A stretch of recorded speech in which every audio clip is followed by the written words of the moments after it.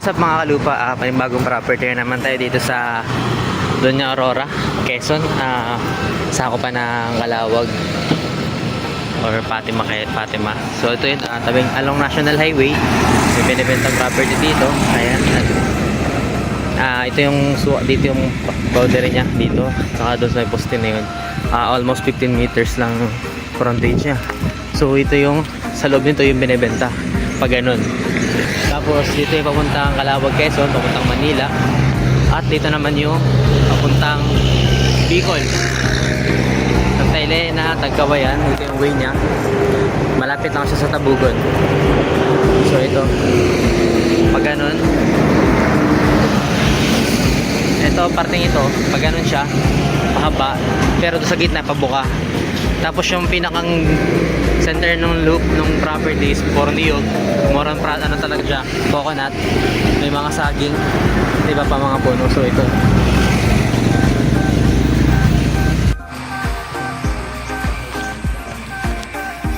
So ito yung taas ng property, ayan, along National Highway yan mga kalupa. Saka dito, ito yung boundary niya, yung parang mahaba na yan. At ito yung loob niya.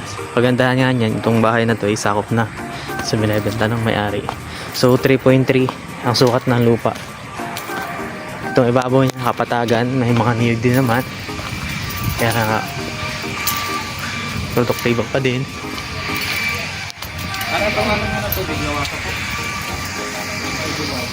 So ang tubig, no problem sa tubig. Kuryente meron din. So ayan, ang kagandahan nga lang nito ay malapit lang sa town proper na Calawag, Quezon, tapos Tabugon, Tagkawayan, Santa Elena. So ito, ayan dito.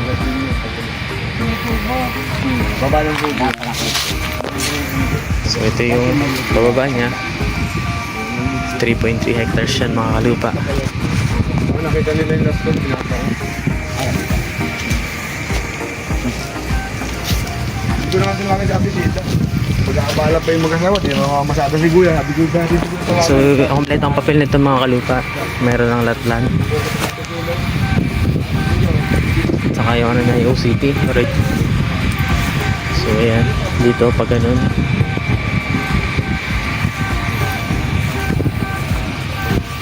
So ang ganda niya ito ay sagot na ng seller yung gusto sa pabil, yung state tax niya, capital gain tax ay sagot na rin ng seller.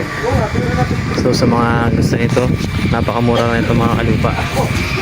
So ang presyo lang nito mga kalupa ay 120 pesos per square meter.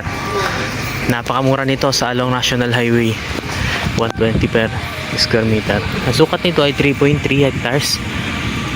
So ayan ang lawak niya, puro niyog. Tapos along National Highway na yun. Napakamura nito. So 120 per square meter mga kalupa, magkakaroon ka na ng 3.3 hectares na malapit sa kalsada. So yung pong status ng lupa niya dito, pag ganun po siya dito ng konti, tapos slow po ng konti, doon po yung papatagan sa baba. Pwede po. So makikita nyo naman po.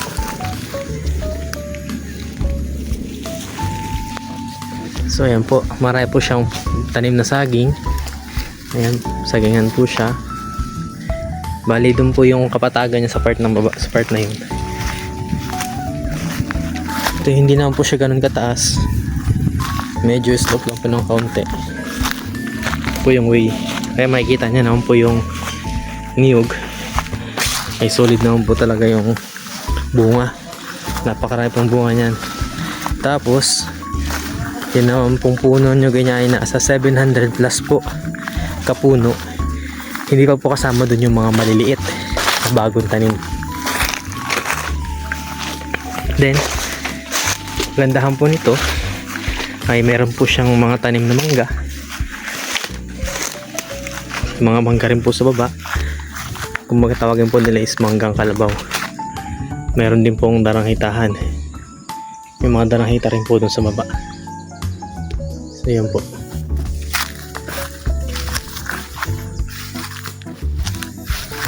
Ito po, ang ganda po. Ang boundary po nito ay Sapa. Sapa po ang boundary. Paikot po yun. Ako po yan dyan. So ito po yung part dito na yun po yung source of water nila. Ayan, ito po sakop. Part po yan ay sakop na po yan. Purong new po.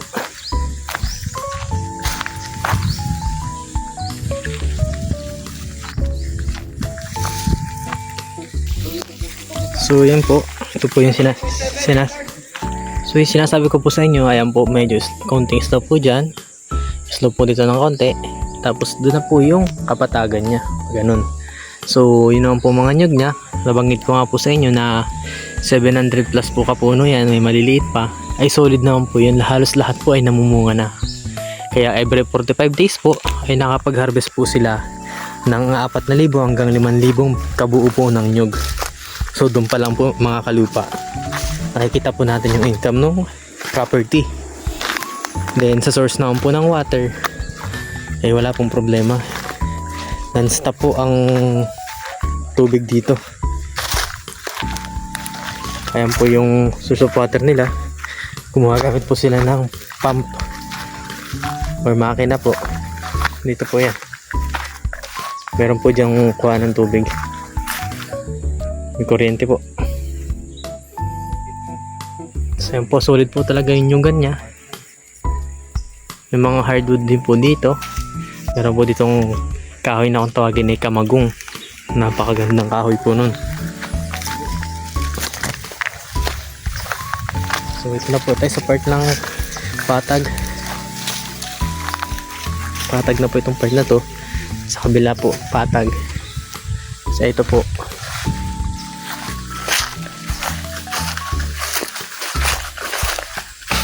so sa tubig po ay walang problema, may source po ng tubig dito, at ang boundary po nito ay Sapa.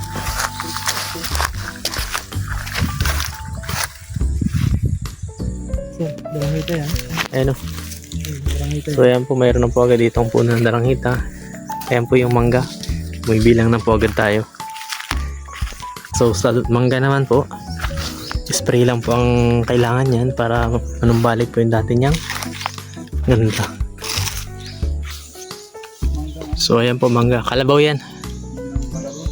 Oo, ay mangga po. Meron na lang po dito ang daranghita po ulit oh.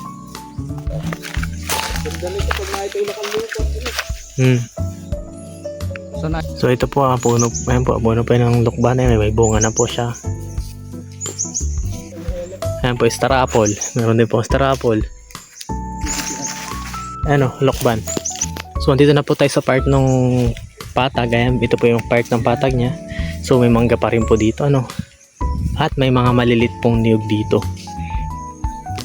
Marami po talaga siyang niyog. Halos niyog po yung laman niya. So yung sasabi ko po sa inyong puno ng kamago, ngayon po yung matigas na kahoy.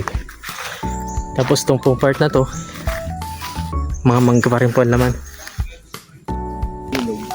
So ito na po yung part ng kapatagan niya. Bale, konting linis lang po.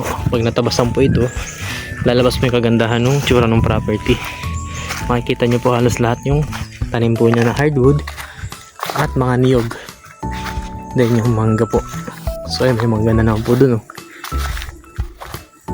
Tapos may maliliit pa po mga niyog. So yun mga kalupa, sa mga naghahanap po ng property na along National Highway or Maharlika Highway, ay pwede po ito. Malapit lang po sa town proper ng Calawag at sa Tabugon. Malapit din po sa simbahan ng Fatima at simbahan po ng Tabugon.